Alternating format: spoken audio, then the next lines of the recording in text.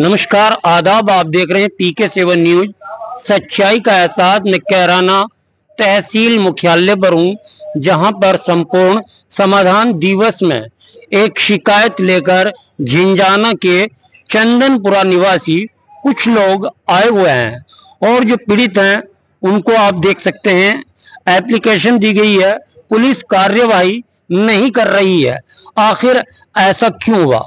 आरोप है कि 3 वर्ष पूर्व एक शादी होती है और शादी से नाखुश भाई और उनका परिवार अपनी लड़की और दामाद पर जानलेवा हमला कर देते हैं। अब पूरा का पूरा प्रकरण क्या है, ये जानने के लिए पीड़ित मेरे साथ हैं। तो सबसे पहले मैं भाई से बात करता हूँ। आपका नाम क्या है? हैदर अली। हैदर, तो क्या हुआ आपके साथ? सर मैं जा रहा था ना, उधर से मेरे ताऊ की तरफ रहते हैं। जो मेरा ताऊ है उधर रहता है ना, दूसरी साइड में। मैं अपने घर से गया उसकी तरफ। तो जैसे मैं वहां पे पहुंचा बाइक पे अपनी, तो मैं उतरा वहां पे। मैं बोलने लगा भतीजे को, मगर तुम कल ड्रेस लाए थे मेरी वहां से टेलर के से, तो मेरी ड्रेस दे दो। तो जैसे मैं वहां से गया, मैं ये बोलने लगा अभी ला कर दे रहा। तो जैसे मैं वहां से निकला, उन्हें आगे मेरे साथ में मारपीट शुरू कर दी। कौन थे? इसमें ये जो काला उप अख्तर, इसके इसके लड़के थे इसरार, अबरार, शहनवाज। एक उसका भाई था। कहाँ के रहने वाले हो? बिजवाड़े के रहने वाले हैं, यहीं पे रहते हैं चंदनपुरी में। चंदनपुरी में रहते हैं? हाँ जी। अच्छा। तो इसका भाई था रईसू, और वो उसका भतीजा था मनोवर। वो ने आगे हमला करा हमारे पे। हमला कहाँ से करा? ये लाठी डंडे ले रहे थे जी साथ में। अच्छा। लाठी डंडों से हमला करा, पता नहीं क्या क्या ले रहे थे साथ में भी। इधर हमारे पे जब मार पड़ी, हमें भागना पड़ा। उन्हें बुंडे तरीके से मारे, मैं बेहोश हो गया, गिर गया वहाँ पे। अच्छा, आप बेहोश हो गए? हाँ जी। एक और ये कौन है? ये मेरी घरवाली है जी। अच्छा, कारण क्या है झगड़े का? क्यों लड़ना चाह रहे? कारण ये है जी, हमने दोनों ने शादी कर रखी है जी अपनी मर्जी से। ठीक है जी। कुछ दिन पहले उसके घर वालों ने रज्जी से हमारी दोनों की शादी कर दी थी। अच्छा। उसके बाद में उसका भाई खिलाफ है, और उसके जो मेरा ससुर है उसके मम्मा है, जो मम्मा है वे खिलाफ है, उनके बच्चे खिलाफ है जी इस शादी से। अच्छा। तो हमें मारना चाह रहे हैं जी दोनों को। यानी कि आपको मारना चाह रहे? इससे पहले आपने कोई तहरीर थाना पुलिस में कहीं दी है कि हमें अपनी जान का खतरा है? जो जी हम जैसे उन्हें हमला कर दिया हमारे पे, हमने तहरीर देने की कोशिश भी करी थाने में, उल्टे हमारे नाम लिखवा दिया उन्हें। जो उनका दरोगा है ना जमील, उसका जो ये रईसू है ना अख्तर है, इसका भाई है जी। अच्छा। उसने दरोगा की दावगिरी हमारे ऊपर, हमें थाने तक नहीं जा पाई जी। अच्छा। ये अब पीड़िता है, आपके साथ क्या हुआ है? जी, मैं जैसे मुझे पता चला मेरे इनके शोहर के मारे, तो मैं गई अपनी सास के साथ उधर से। तो पहले मेरे पे मुझे डंडा मारा, फिर घर में बढ़ के लात मारी मेरे पेट में जी, फिर मुझे बाहर मारी नाली में फेंक के। अच्छा। फिर तो जी मैं बेहोश हो गई थी, मुझे नहीं पता क्या हुआ। अच्छा, जो वीडियो वायरल है उसमें तो ये दिख रहा है कि आपका खून चल रहा है, आपको फेंक दिया गया उठा के। बहुत बुरी हालत करी उन्होंने, अंदर बढ़ का मारे जी, बहुत बुरी हालत करी। हाँ जी। ये क्या है? ये ड्रिप लगा हुआ? ये ड्रिप, ये दोनों टाइम बोतल लगी हमारे, दोनों टाइम इंजेक्शन लगे जी शामली हॉस्पिटल में। यानी शामली हॉस्पिटल में इलाज चला। घटना ये 14 तारीख की है जी, 14 तारीख की 6 बजे की है। तो कब तक आप हॉस्पिटल में रहे? जी कल छुट्टी हुई हमारी। कल छुट्टी हुई? कल 5 बजे छुट्टी हुई जी। हाँ। और आप कौन है जी? इसकी जेठानी हूँ जी। नाम क्या आपका? साबरा। साबरा। तो साबरा, हुआ क्या था?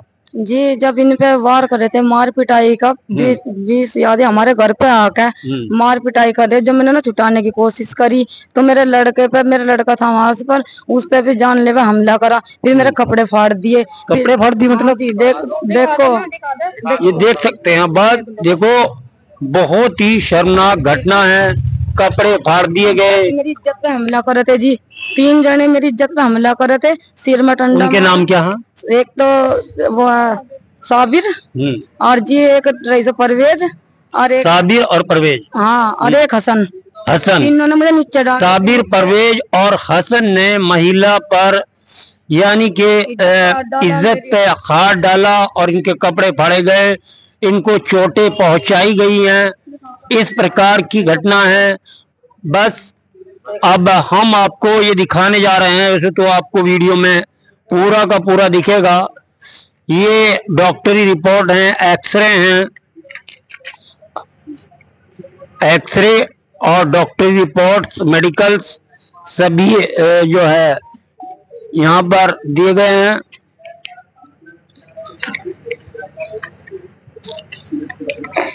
लेकिन 14 तारीख का मामला है। अच्छा, उसके बाद ये क्या है भैया?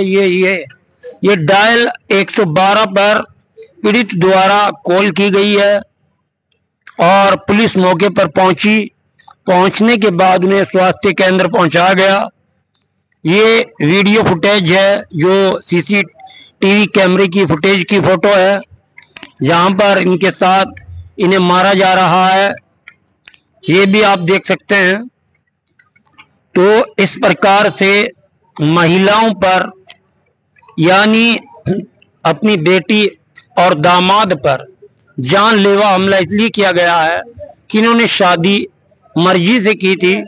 उसके बाद जो घर के और मेंबर्स थे, उनके फैमिली मेंबर, उनको ये गवारा नहीं हुआ। 3 साल बीत जाने के बाद भी हमला किया गया। अब बात करें, कोई बच्चा आपका? जी, क्या बच्चे हैं? 2 बच्चे हैं जी। कितनी उम्र है? एक 4 महीने की लड़की, एक 4 महीने में लड़की लग रही थी, एक 2 साल में लड़का लग रहा है। अच्छा, ये जो मामला रहा जमील दरोगा जी, तो जमील दरोगा का क्या है? जी जो मेरे पिता है उसके मम्मा है सके। अच्छा जी जी, नियाजा है वो सबसे बड़ा है, फिर जमील है। क्या लगे हैं तुम्हारे? जमील क्या लगे हैं तुम्हारे? जो मेरे ससुर है ना जी, उसके मम्मा है। यानी कि इनके ससुर के जो मामा हैं वो सहारनपुर में दरोगा हैं, और जो पुलिस पर प्रेशर बनाया जा रहा है, झिंझाना पुलिस पर, वे सहारनपुर पुलिस के दरोगा द्वारा प्रेशर बनाकर इनकी रिपोर्ट ना ली गई, और इतना ही नहीं, कोई कार्रवाई नहीं की जा रही है। तो इसमें दरोगा कौन है जो जांच कर रहा होगा? पता आपको? नहीं, दरोगा नहीं पता जी, नहीं। अब बात आ जाती है कि एक बताया जा रहा है कि दिल्ली पुलिस में उनका है, एक सहारनपुर यानी यूपी पुलिस में है जिसकी ड्यूटी सहारनपुर में है, और वे प्रेशर बना रहे हैं तरह तरह से, और पीड़ित को सताया जा रहा है। पूरी की पूरी घटनाक्रम हम आपको वीडियो में दिखा रहे हैं। अब यह है कि जो पीड़ित है वो तहसील मुख्यालय कैराना पर संपूर्ण समाधान दिवस में अधिकारियों को अपनी शिकायती पत्र दिया गया है। अब देखना है कि दरोगा जी की चलती है या यहाँ पर प्रशासन की चलती है, दरोगा जी की दबंगई चलती है। तो ये दरोगा जी खुद कुछ कह रहे हैं, तुम्हारे से भी हुई कोई बात दरोगा की? नहीं, हमारे से कोई बात नहीं हुई जी। अच्छा, जो कार्रवाई कर रहा ना जी वही कर रहा, मैं भी उठवाने की कोशिश कर रहा जी। वो दरोगा जी कोशिश कर रहे तुम उठवाने की? हाँ जी, जो जमील है ना हमें उठवाने की कोशिश कर रहा। कैसे, क्या, किस मामले में उठवा रहे?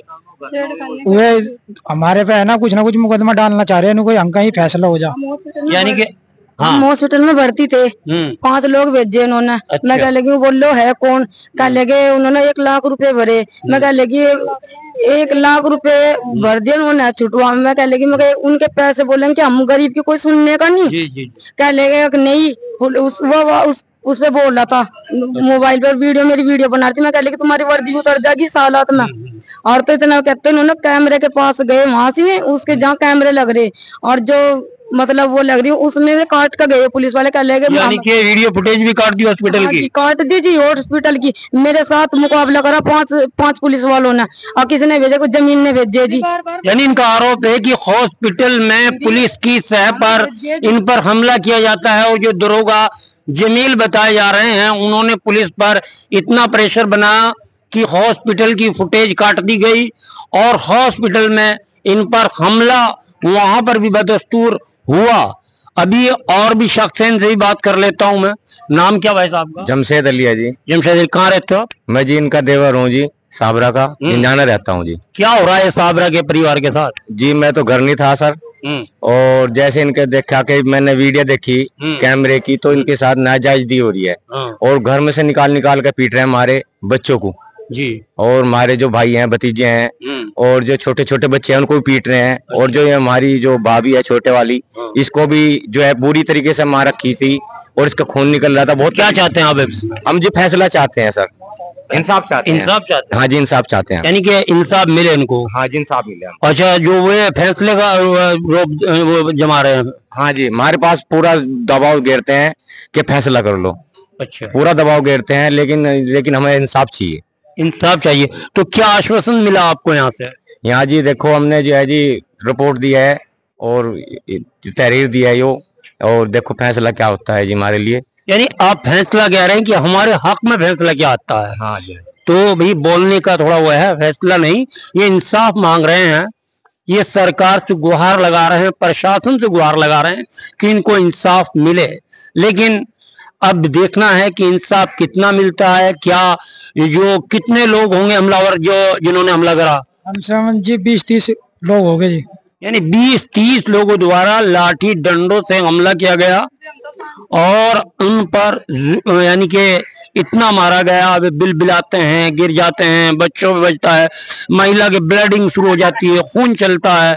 लेकिन जल्लाद जो थे उनको जरा सा रहम नहीं आता, उन्होंने कट्टरता दिखाते हुए इन पर हमला करते गए। अब योगी आदित्यनाथ की सरकार है, एसपी शामली क्या एक्शन लेते हैं, क्या कार्रवाई होती है, ये एक सोच का विषय है। अभी देखना है कि क्या पुलिस प्रशासन झिंझाना पुलिस को निर्देशित कर उन अभियुक्तों की जिन्होंने हमला किया, हमलावरों की गिरफ्तारी होती है। तो आप देख रहे हैं PK7 न्यूज, सच्चाई का एहसास। मैं सनवर सिद्दीकी। और ये जो मसला आ रहा है झिंझाना थाने का, इसमें हम झिंझाना थाना से संपर्क करेंगे और आपको चंदनपुरी जो है, हम चंदनपुरी भी दिखाना चाहेंगे। जो चंदनपुरी के लोग हैं उनसे भी मिलकर आपको दिखाएंगे कि चंदनपुरी में हुआ क्या था। 14 तारीख की शाम 5 बजे की घटना इतनी शर्मनाक थी, इतनी शर्मसार थी कि लोग बिलबिला रहे थे, लाठी डंडे बज रहे थे, कोई छुड़ाने वाला नहीं था। आखिर ऐसा क्यों? क्योंकि उत्तर प्रदेश में बहुत अच्छा शासनकाल चल रहा है। तो क्या इनकी हमलावरों की गिरफ्तारी तुरंत होगी? ये फिर मैं कह रहा हूं कि एसपी शामली को चाहिए कि एसपी सर वहां की जांच कराएं और जो अभियुक्त हैं उनके खिलाफ कार्रवाई हो। तो देखते रहिए PK7 न्यूज, सच्चाई का एहसास।